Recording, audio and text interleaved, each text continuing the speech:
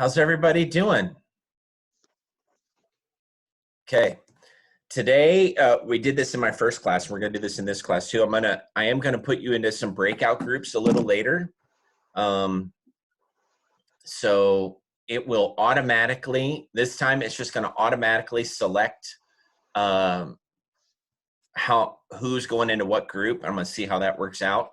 And it's a great way for you to be able to have a discussion with just 2 or 3 people without having to have the whole big group. So I look at it like a sports practice. You know, in the old days when I was playing soccer, when I was a kid, they would give one kid a soccer ball, and then they'd have everyone line up behind that kid, and then that one kid would dribble the ball down and shoot on the goalkeeper.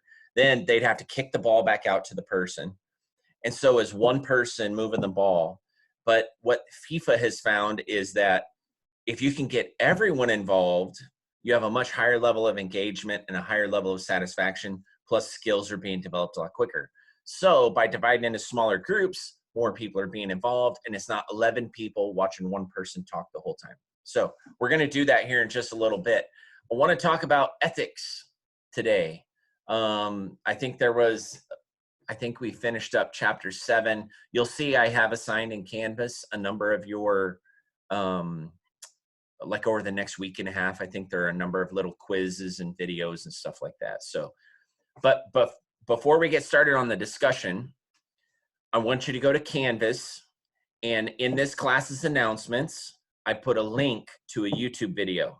So instead of trying to do it like a watch party, like I did the other day, and it was a total failure, what I'd like you to do is watch the video with the YouTube link on Canvas, okay? What I'm gonna do is I am going to temporarily, I'm gonna hit my stop video and mute, and I would recommend you do the same thing.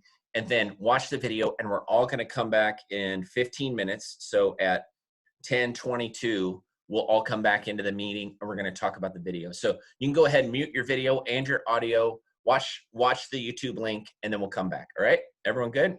All right, great.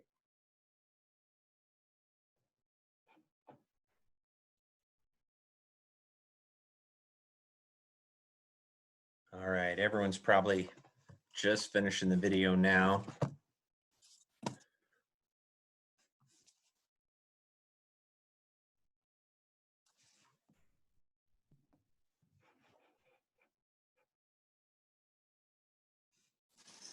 All right, as everyone's rejoining, let's just kind of start at the top. Give me a 30-second review of that video. We'll start with Max. What do you think about the main principle that General McChrystal was talking about there? I think what he said was very important, that, you know, as a leader, you have to be willing to continue to learn and be flexible with the situations that you're put into. One thing that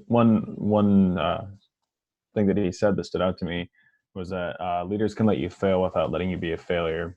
And just the way that he had to overcome different circumstances and lead without being able to actually interact with people physically.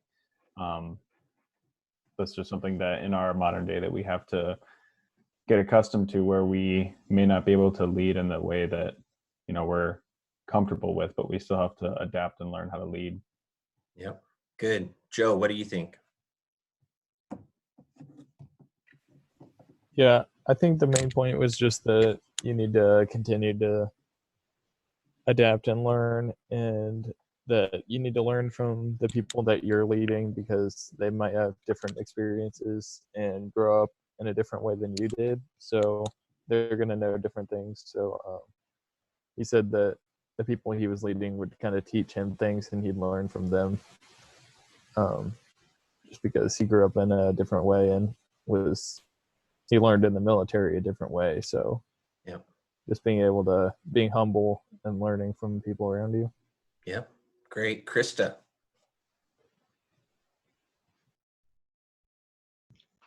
Yeah, I agree with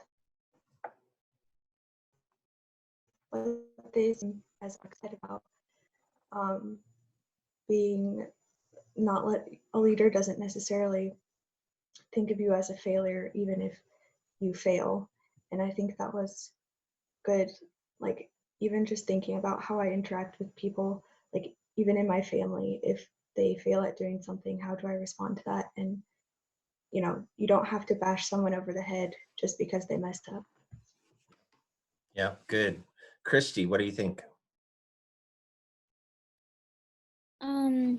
I kind of got a lot out of the same stuff that both Krista and Max came up with, kind of just because like you fail at something doesn't mean that you're a failure, and because if you're a good leader, I think you're able to distinguish between the two and actually be able to help lead the people that you're supposed to lead. And like the really good leaders that I have in my life are good because they don't expect perfection, but they expect you to learn through it. And I think that's one of the main qualities of a really good leader, is you learn through something so you don't repeat it again, but it doesn't necessarily mean that you're perfect. Yep, very good. Caleb, what do you think? Something that kind of hit me like a train was at the end of the video. He was sitting there talking, and he compared the promises that the Rangers were making to themselves, that bond was actually stronger than, he compared it to a marriage bond. And he said the family aspect of it is really what holds the entire mission together. And I couldn't agree more. It's probably one of the most important aspects, is everybody's in it together. And yeah, that family bond is one that is irreplaceable. Yep, yep. Emmy, what do you think? Something that I got from the video is that leadership really doesn't have room for excuses. Like, it would be easy to make an excuse that like, oh, like we're not face to face, it's hard to communicate and everything like that, especially with like, also with, like you said, with like generation gaps and everything like that. But like I said, leadership is no room for excuses, and a leader has to be a leader no matter the circumstances. And they have to be willing to lead the people with effectiveness and with confidence, even if they don't have it themselves. They have to be able to have like be that rock for the people that they're leading. Yeah. Great. Katie. I think one thing I really got from the video was the fact that leaders need to always be learning, not only about the project or like what they're trying to complete, but also about their people. Like what he was saying when he was asking the people about like 9/11, like where were you in 9/11? He's like, sir, I was in 6th grade. I think just like trying to understand your people and like really taking the time to understand that not everybody has the same experience as you, therefore they won't work the same as you. So if you want your project or whatever you're leading to actually be successful, you need to take the time to get to know your people and where they're coming from so they can best be used for the project.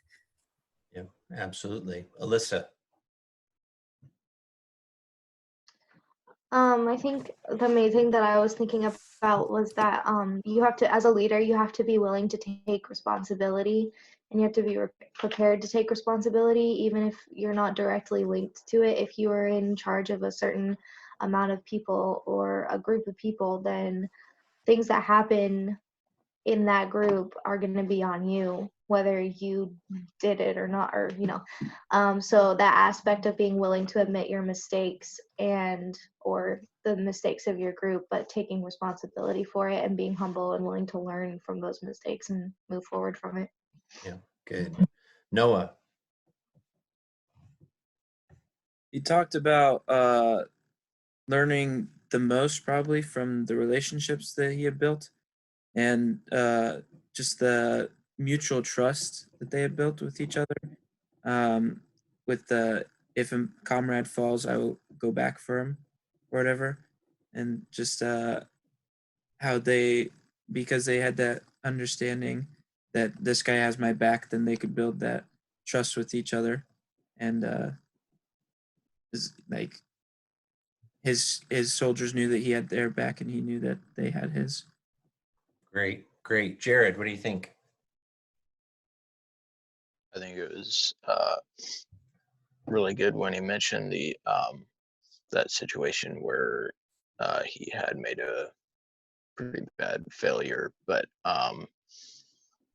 in his and the guy he thought would probably, he was talking about how he chewed him out earlier, but I mean, I guess the ability to recognize the people around you and the possibility of where they would be or how they would be feeling about, a failure or something like that.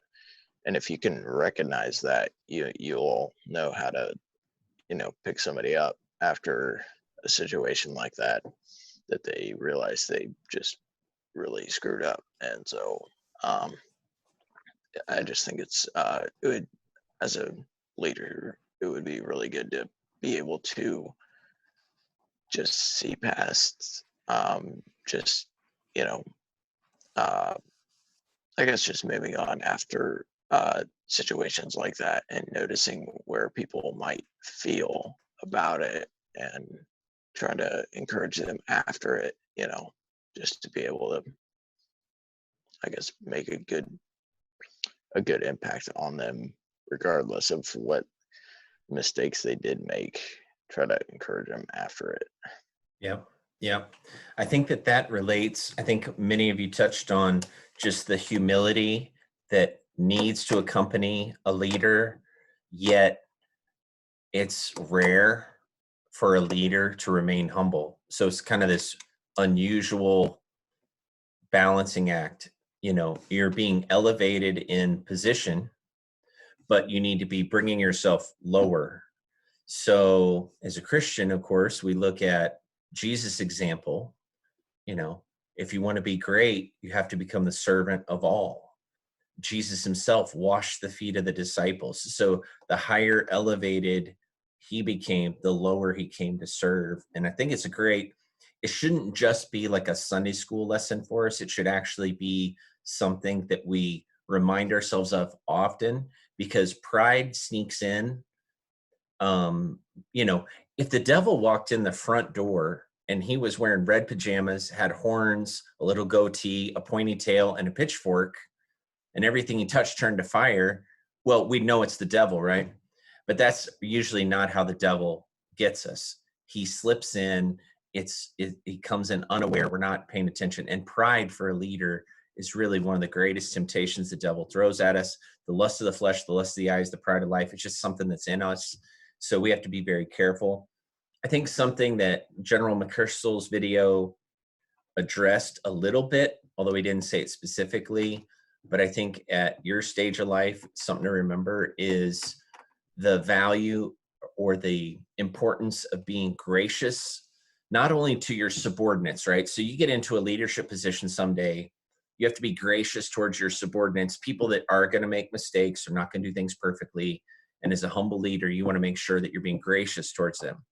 But something that you guys can do even before you get to that level, and it might be harder, it's harder for me, is to be gracious towards those that are in leadership above you, towards those that are older, towards those that when they do things, honestly, you just want to roll your eyes. You're like, I cannot believe they just said that. Or why did they do things this way? Don't they know that we don't do it that way anymore?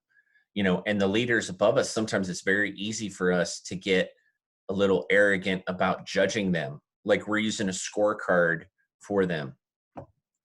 Yet most of the time, they've been out there doing their job, leading for a long time, and they deserve our respect. And we should always be a little bit gracious with them, saying, you know what, they're not perfect, I'm not perfect, and I don't always see everything clearly. I might not be the best judge of how they're handling this. So be very gracious with leaders. Okay, so I want to, because the topic of this chapter is really reporting on things that are reporting on issues in almost like an HR type issue. So can you guys see my shared screen right now with the PowerPoint slide? Yes, no, Oh. no. Okay, all right. Let me get this pulled up here real quick, guys. Sorry. Here we go. And share it. Can you see that?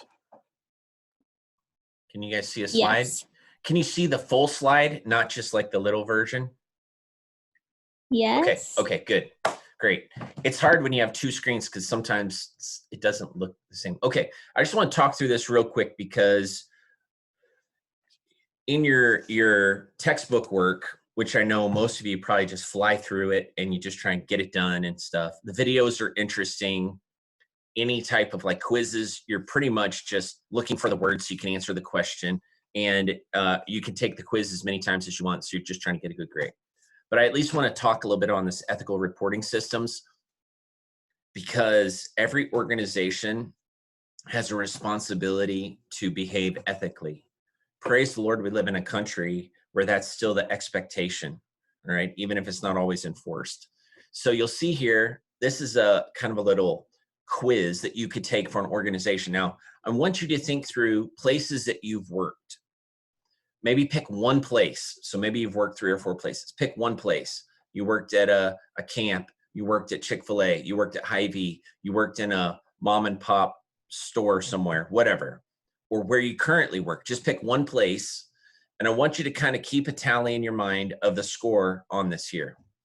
So this is just part of this test here. But if you were to answer these questions for the organization where you currently work or that organization you're thinking of, if you don't have one, like maybe you haven't worked a lot of places that this would apply to, maybe think of the place that your dad works or your mom works, okay? Managers welcome employee discussion about ethical issues. Yes, sometimes, or no. So do the managers welcome discussions about ethics? Managers welcome input from employees about ethical misconduct. So do the bosses want to know, or do they want you not, just don't bring it up, just get back to work? A specific person, such as an ethics and compliance officer, especially in bigger organizations, or an ombudsman, if it's a federal job, is accountable for managing an organization's ethics program. Is there someone officially in charge of ethics? Our organization's ethical reporting policy is clearly communicated to all employees. So when someone gets hired somewhere, are they being instructed on how they can report if there's an ethical problem? Let's see here. So an internal reporting system exists for our employees to confidentially raise ethical issues and receive ethical clarification. So not only is there a policy in place, but will your privacy be protected, or are you at risk of losing your job if you bring something up? An internal system exists for our employees to anonymously report ethical wrongdoing. A lot of times companies will have a hotline or, some type of way to, you don't want your name attached to it, but you want to let them know there's something going on. Employee requests for confidentiality are honored. So if an employee goes to whoever it is they need to report this to, will it be kept private? Employees who purposely submit a false accusation are disciplined. That's the other side of this discussion, which you'll see in the quiz for this chapter. There's 2 sides to this. There's the side where something is being done wrong and someone genuinely just wants it to be made right. The flip side is something is being done right, but there's someone who has a problem with their boss or a coworker, and they weaponize reporting ethics and they turn it into a false accusation. That person should be disciplined. And then finally, there's a zero tolerance for retaliation against whistleblowers. This is a bigger deal now than it's ever been. So, let's say that you work on the day shift at a manufacturing place. And when you come in the morning, you notice that there is 3 guys always sleeping before they clock out. You take it to the boss. Well, are you going to end up being retaliated against later on for being the person that reported it? That's the question. So think about that. Basically, the higher the score, the stronger the organization is ethically. The lower the score, the weaker the organization is ethically. Now, the good thing is, if you're working in a Christian business, hopefully some of these things, you don't have to have as many formal things in place, because informally, it's just kind of part of the DNA of the organization. But it's good for someone to keep their eye on this ball, because ethical violations happen all the time. It's very easy for it to happen. So that's that. Let's keep talking about this for just a minute here. Sorry, move this out of the way. So last semester in business class, we talked a little bit about this, so I'm not going to spend a ton of time on this, but these are just different laws that exist in the United States that protect people that bring ethical violations or bad behavior forward. And I won't go through all these, but these all are ways that people are protected. You know, not every country has this. In some countries, if you report a problem, you are going to lose your job. You report a problem, you're going to be put on the bad shift. You're going to be put in some kind of bad job. You're going to get a low performance report, so you won't get promoted. You know, you're labeled as a troublemaker. And so, but in the US, you have protection. So this is very important to understand, because if you find yourself in a place where there's something unethical happening, you need to know that you have at least 6 US laws or acts that all protect your rights as a worker in this respect. It's very important to know.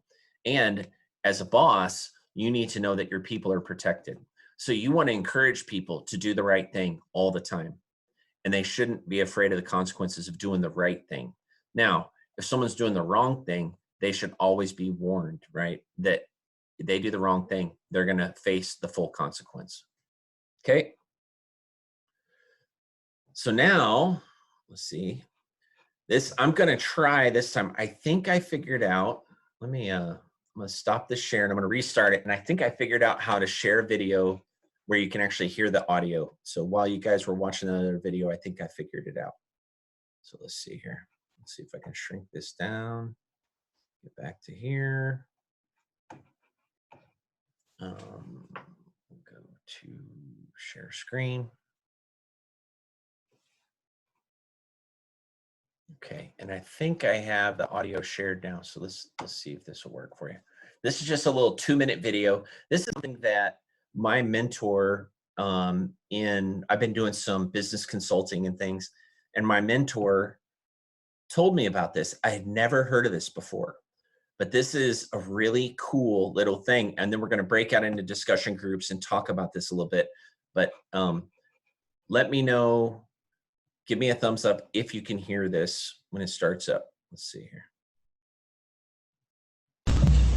I would like to give you a way of thinking that has been enormously helpful to me, that came from the Good to Great research for dealing with great difficulty. And you can see it. And it was what we came to call the Stockdale Paradox. And the Stockdale Paradox was taught to us by, when we were doing the Good to Great research, we were trying to make sense of the CEOs. And in doing that, I just by chance happened to get to know Admiral Jim Stockdale, who was the highest ranking military officer in the Hanoi Hilton, shot down in 1967, was there till 1974. They could pull him out at any time and torture him, and they did. He was tortured over 20 times. And I had the privilege to get to know Admiral Stockdale. And we were going to the faculty club one day, and I had read his book, In Love and War, which was written in alternating chapters by himself and his wife about their years when he was in the camp. And I got depressed reading the book because it seemed so bleak, it seemed so difficult, it seemed, it's like we can all endure anything if we know it's going to come to an end and we know when. But what if you don't know if it's ever going to come to an end? And you certainly don't know when. So I asked Admiral Stockdale how he dealt with that, and he said, you have to realize I never got depressed because I never, ever wavered in my faith that not only I would get out, but I would turn being in the camp into the defining event of my life that in retrospect I would not trade. Later, when we were up the hill,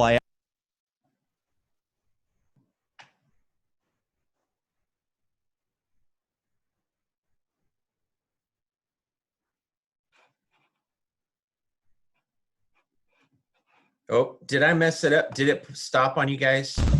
I hit I'd like to give you a way of thinking that has been enormously helpful to me. That came from This is like grandma being on Facebook. Hold on. What's this button for? Okay, sorry. Hang in there. I got you. Said you have to realize I never got depressed because I never ever wavered in my faith that not only I would get out, but I would turn being in the camp into the defining event that in retrospect I would not trade.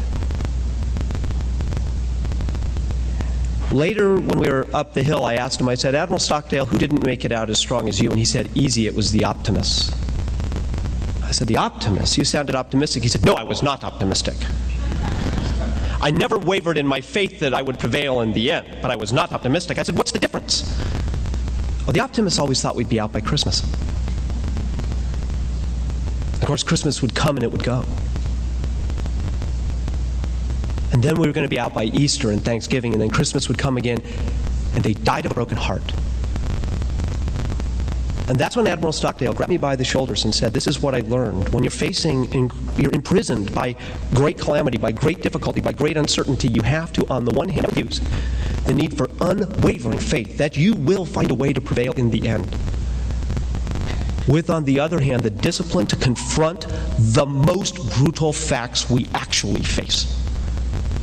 And we're not getting out of here by Christmas. Okay.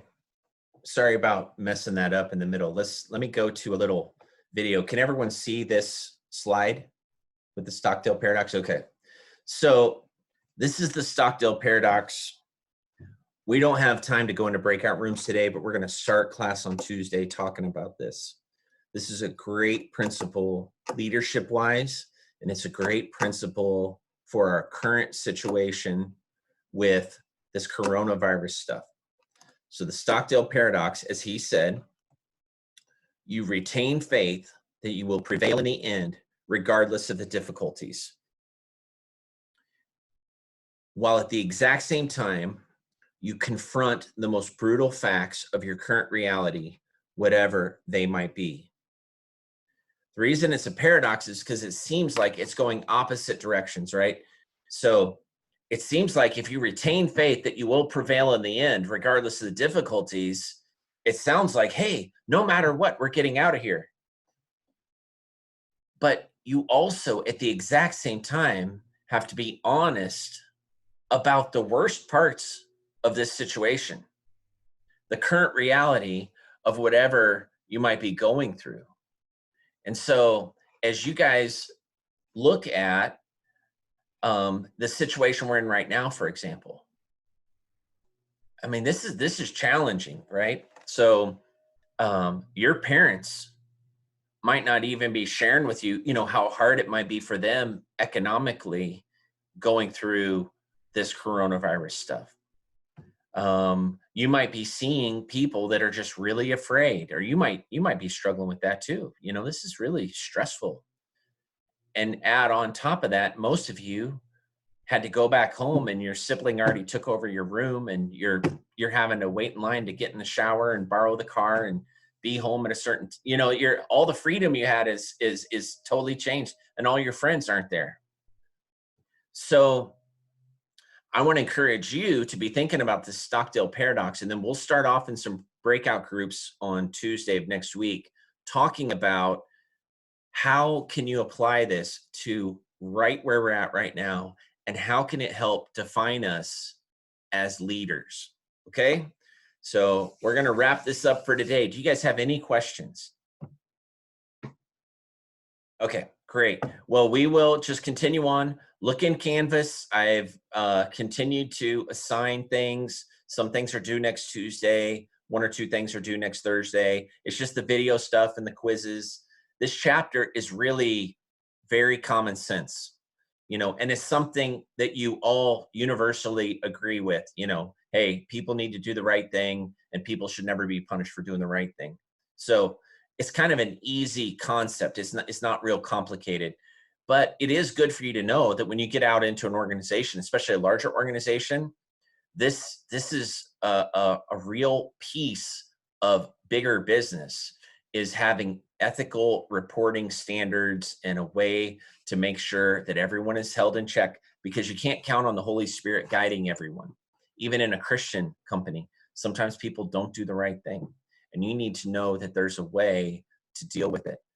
So anyway, I'll end it with that. Thank you guys very much. Let me know if you need anything, and see you later.